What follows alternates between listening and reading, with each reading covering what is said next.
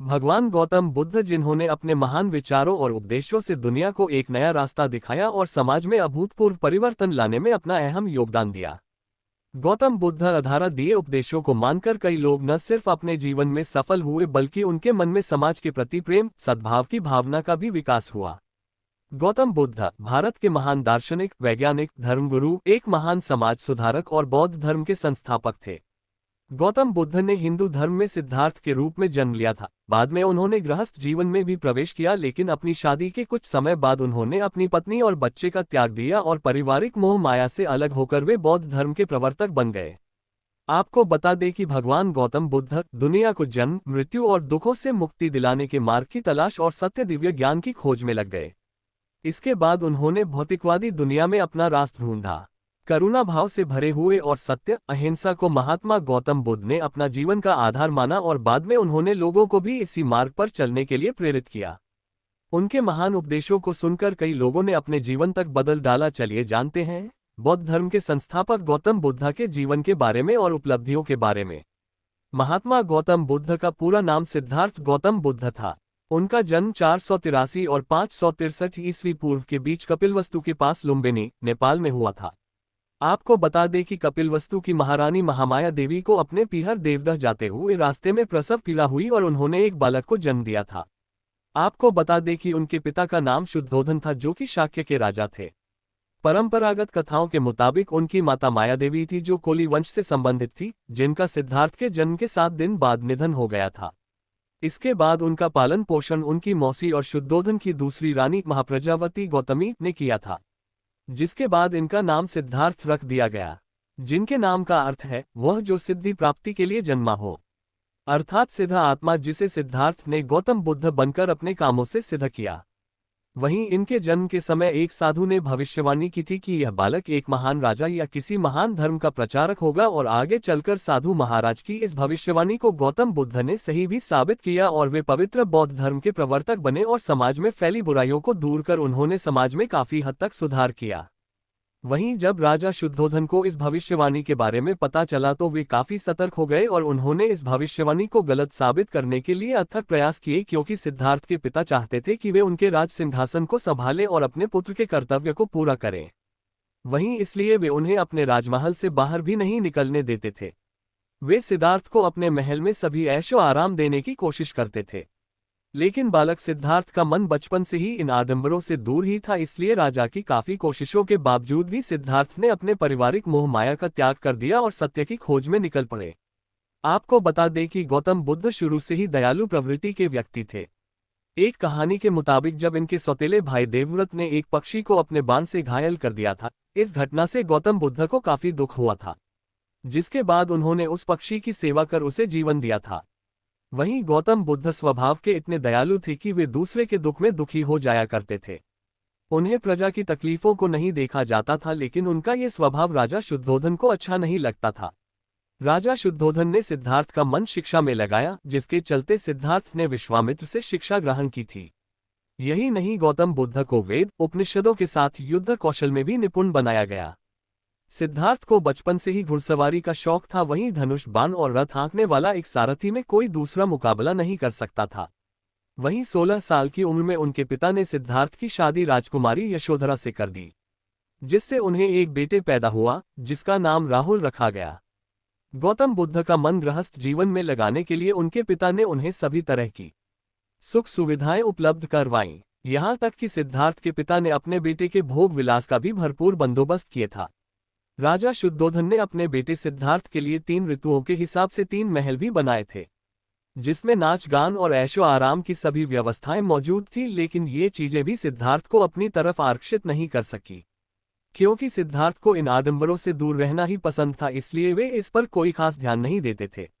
वहीं एक बार जब महात्मा बुद्ध दुनिया को देखने के लिए सैर करने निकले तो उन्हें एक बूढ़ा दरिद्र बीमार मिला, जिसे देखकर सिद्धार्थ का मन विचलित हो गया और वे उसके कष्ट के बारे में सोचते रहे। इस तरह दयालु प्रवृत्ति होने की वजह से उनका मन सांसारिक मोह माया से भर गया। वहीं एक बार भ्रमण के दौरान ही सिद्धार्थ ने एक सन्यासी को देखा, जिसके चेहरे पर संतोष दिखाई दिया, जिसे देखकर राजकुमार सिद्धार्थ काफी प्रभावित हुए और उन्हें सुख की अनुभूति हुई। वहीं इसके बाद उन्होंने अपने पारिवारिक जीवन से दूर जाने और अपनी पत्नी और अपने बच्चे का त्याग करने का फैसला लिया और तपस्वी बनने का फैसला लिया, जिसके बाद वे जंगल की तरफ चले गए। आपको बता दें कि गौतम बुद्ध सिद्धार्थ ने जब घर छोड़ा था तब उनकी आयु महज 29 साल थी। इसके बाद उन्होंने जगह जगह ज्ञानियों से ज्ञान लिया और तप के मार्ग की महत्ता को जानने की कोशिश की। इसके साथ ही उन्होंने आसन लगाना भी सीखा और साधना शुरू की। आपको बता दें कि सबसे पहले वो वर्तमान बिहार के राजगीर स्थान पर जाकर मार्गों पर भिक्षा मांगकर अपना तपस्वी जीवन शुरू किया। वहीं इस दौरान राजा बिंबिसार ने गौतम बुद्ध सिद्धार्थ को पहचान लिया और उनके उपदेश सुनकर उन्हें सिंहासन पर बैठने का प्रस्ताव दिया, लेकिन उन्होंने मना कर दिया। इसके अलावा कुछ समय के लिए वे आंतरिक शांति की खोज में वो पूरे देश के घूमकर साधु संतों से मिलने लगे। उस दौरान उन्होंने भी एक साधु की तरह भोजन का त्याग कर जीवन व्यतीत करना शुरू कर दिया। इस दौरान वे शरीर से काफी कमजोर हो गए, लेकिन इन्हें कोई संतुष्टि नहीं मिली, जिसके बाद उन्हें यह एहसास हुआ कि अपने शरीर को तकलीफ देकर ईश्वर की प्राप्ति नहीं हो सकती है, और फिर उन्होंने सही तरीके से ध्यान लगाना शुरू किया, जिसके बाद उन्हें इस बात का एहसास हुआ कि अति किसी बात की अच्छी नहीं होती और अपने ईश्वर के लिए खुद को कष्ट देना अपराध है। यही नहीं, इस सत्य को जानने के बाद महात्मा गौतम बुद्ध ने तपस्या और व्रत के तरीकों की निंदा भी की। एक दिन गौतम बुद्ध बोध गया पहुंचे। वे उस दौरान बहुत थक गए थे। वैशाखी पूर्णिमा का दिन था। वे आराम करने के लिए पीपल के पेड़ के नीचे बैठ गए और ध्यान लगाने लगे। इस दौरान भगवान गौतम बुद्ध ने ये प्रतिज्ञा ली कि जब तक उनको सत्य की खोज नहीं हो जाती तब तक वो यहाँ से नहीं हिलेंगे। 49 दिनों के ध्यान के बाद उन्होंने एक दिव्य रोशनी उनकी ओर आती हुई दिखी। आपको बता दें कि यह गौतम बुद्ध की खोज का नया मोड़ था। इस दौरान उन्होंने इसकी खोज की थी कि सत्य हर मनुष्य के साथ है और उसे बाहर से ढूंढना निराधार है। इस घटना के बाद से उन्हें गौतम बुद्ध के नाम से जाना गया। वहीं उस वृक्ष को बोधिवृक्ष और उस जगह को बोध गया कहा जाने लगा। इसके बाद इन्होंने पाली भाषा में बौद्ध धर्म का प्रचार प्रसार किया। आपको बता दें कि उस समय आम लोगों की भी पाली भाषा थी। यही वजह थी लोगों ने इसे आसानी से अपना लिया, क्योंकि अन्य प्रवर्तक उस दौरान संस्कृत भाषा का इस्तेमाल करते थे, जिसे समझना लोगों के लिए थोड़ा कठिन था। इस वजह से भी लोग गौतम बुद्ध और बौद्ध धर्म की तरफ ज्यादा से ज्यादा आकर्षित हुए। देखते ही देखते बौद्ध धर्म की लोकप्रियता लोगों के बीच बढ़ती गई। वहीं इसके बाद भारत में कई अलग अलग प्रदेशों में कई हजार अनुयायी फैल गए, जिनसे उनके संघ का गठन हुआ। वहीं इस संघ ने बौद्ध धर्म के उपदेशों को पूरी दुनिया में फैलाया, जिसके बाद बौद्ध धर्म की अनुयायियों की संख्या दिन पर दिन बढ़ती गई। गौतम बुद्ध ने लोगों को सच्चाई के मार्ग पर चलकर सरल मार्ग अपनाने का ज्ञान दिया। आपको बता दें कि किसी भी धर्म के लोग बौद्ध धर्म अपना सकते थे, क्योंकि यह सभी जाति धर्मों से एकदम दूर था। आपको बता दें कि गौतम बुद्ध को हिंदू धर्म में भगवान विष्णु का रूप माना गया था, इसलिए इन्हें भगवान बुद्ध कहा जाने लगा। इसके अलावा बौद्ध धर्म की इस्लाम में भी अपनी एक अलग जगह थी। बौद्ध धर्म में अहिंसा को अपनाने और सच्चाई के मार्ग पर चलकर सभी मानव जाति एवं पशु पक्षी को समान प्रेम का दर्ज देने को कहा गया।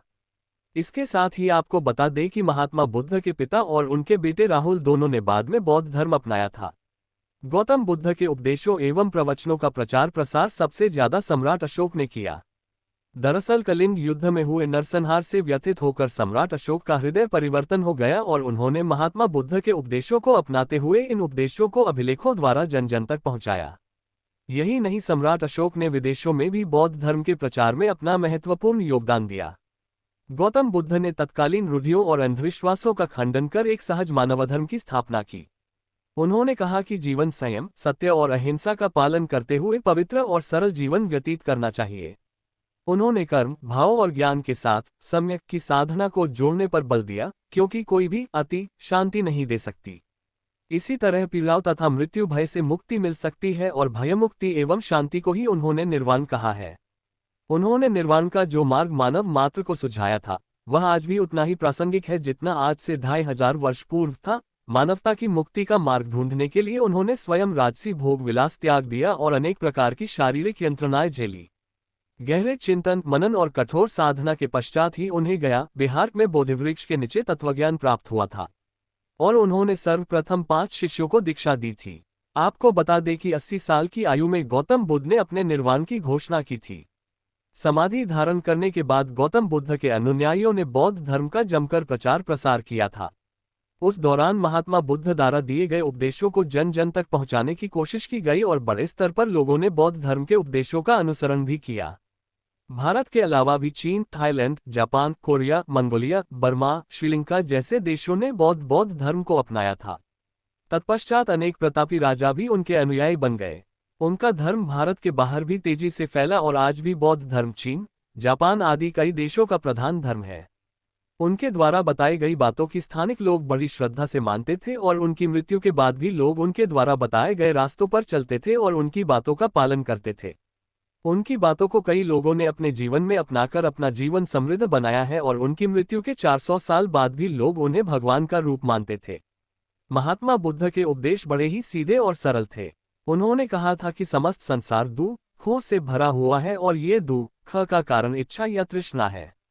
इच्छाओं का त्याग कर देने से मनुष्य दुखों से छूट जाता है।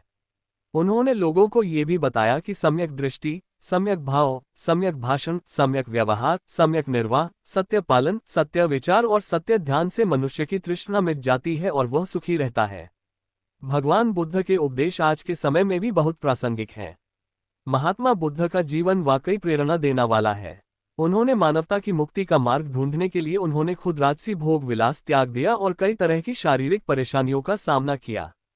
उन्होंने ज्ञान और सत्य की खोज के लिए कठोर साधना की, जिसके बाद ही उन्हें बिहार में बोधिवृक्ष के नीचे तत्वज्ञान प्राप्त हुआ।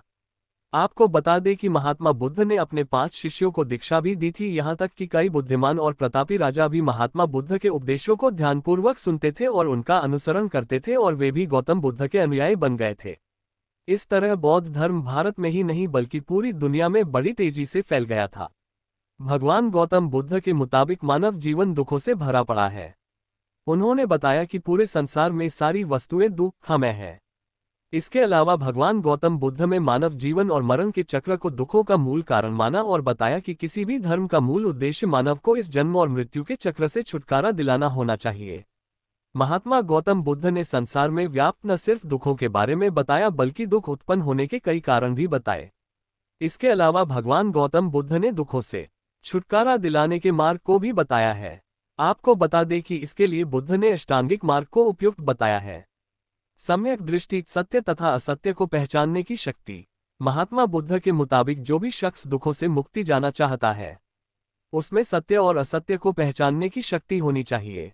सम्यक संकल्प, इच्छा एवं हिंसा रहित संकल्प।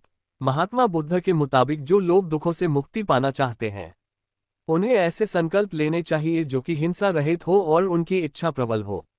सम्यक वाणी, सत्य एवं मृदु वाणी। दुखों से निजात पाने के लिए महात्मा बुद्ध ने सम्यक वाणी का भी वर्णन किया है। बुद्ध की माने तो सत्य और मधुर बोलने से इंसान को सुख की अनुभूति होती है और दुख उसके आसपास भी नहीं भटकता है। सम्यक कर्म, सत्कर्म, दान, दया, सदाचार, अहिंसा इत्यादि। दया, करुणा का भाव रखना और दान, पुण्य और अच्छे कर्मों से भी मनुष्य दुखों से दूर रहता है। सम्यक आजीव, जीवन यापन का सदाचार पूर्ण एवं उचित मार्ग। गौतम बुद्ध ने सम्यक आजीव को भी जीवन यापन का उचित मार्ग बताया है। सम्यक व्यायाम, विवेकपूर्ण प्रयत्न। महात्मा बुद्ध ने दुखों को दूर करने के लिए सम्यक व्यायाम करने को भी कहा। उनका कहना था कि किसी काम को करने के लिए अगर विवेकपूर्ण प्रयास किए जाएं तो सफलता जरूर अर्जित होती है और मानव दुखों से दूर रहता है। सम्यक स्मृति, अपने कर्मों के प्रति विवेकपूर्ण ढंग से सजग रहने की शिक्षा देता है। महात्मा बुद्ध ने मानव जीवन के दुखों को दूर करने के लिए अपने कर्मों के प्रति विवेकपूर्ण ढंग से सजग रहने की भी शिक्षा दी है। सम्यक समाधि, चित्त की एकाग्रता।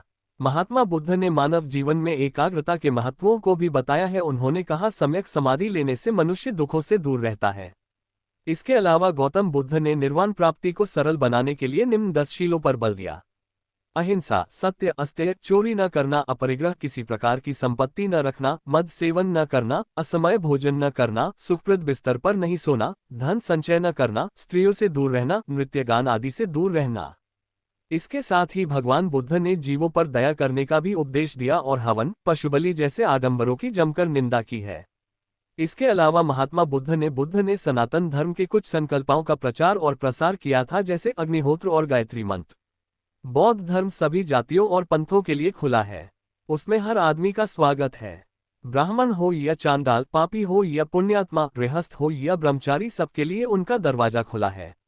उनके धर्म में जात पात, ऊंच नीच का कोई भेदभाव नहीं है। महात्मा गौतम बुद्ध ने अपने उपदेशों से न सिर्फ कई लोगों की जिंदगी को सफल बनाया बल्कि लोगों की सोच भी विकसित की। इसके साथ ही लोगों में करुणा और दया का भाव भी पैदा करने में अपनी अहम भूमिका निभाई। बौद्ध शब्द का अर्थ इंसान के अंतरात्मा को जगाना है। वहीं जब लोगों को बौद्ध धर्म के बारे में पता लगना शुरू हुआ तो लोग इस धर्म की तरफ आकर्षित हुए। अब न सिर्फ भारत के लोग बल्कि दुनिया के कई करोड़ लोग बौद्ध धर्म का पालन करते हैं। इस तरह गौतम बुद्ध के अनुयायी पूरी दुनिया में फैल गए। गौतम बुद्ध की जयंती या फिर वैशाख की पूर्णिमा हिंदी महीने के दूसरे महीने में मनाई जाती है। इसलिए इसे वैशाख या फिर हनुमतसूरी भी कहा जाता है। खासकर यह पर्व बौद्ध धर्म के प्रचलित है। बौद्ध धर्म में आस्था रखने वाले लोग बुद्ध पूर्णिमा को बड़ी धूमधाम से मनाते हैं, क्योंकि यह उनका एक प्रमुख त्योहार भी है। आपको बता दें, बुद्ध पूर्णिमा के दिन ही गौतम बुद्ध का जन्म हुआ था। इसी दिन उन्हें ज्ञान की प्राप्ति हुई थी और इसी दिन उनका महानिर्वाण भी हुआ था, जबकि ऐसा किसी अन्य महापुरुष के साथ नहीं हुआ है। इसलिए इसी दिन को गौतम बुद्ध की जयंती या फिर बुद्ध पूर्णिमा के रूप में मनाया जाने लगा। आशा करते हैं बुद्ध का जीवन कहानी आपको अच्छा लगा होगा। ऐसे ही और कहानी सुनने के लिए चैनल को सब्सक्राइब करें और दोस्तों पास शेयर करें।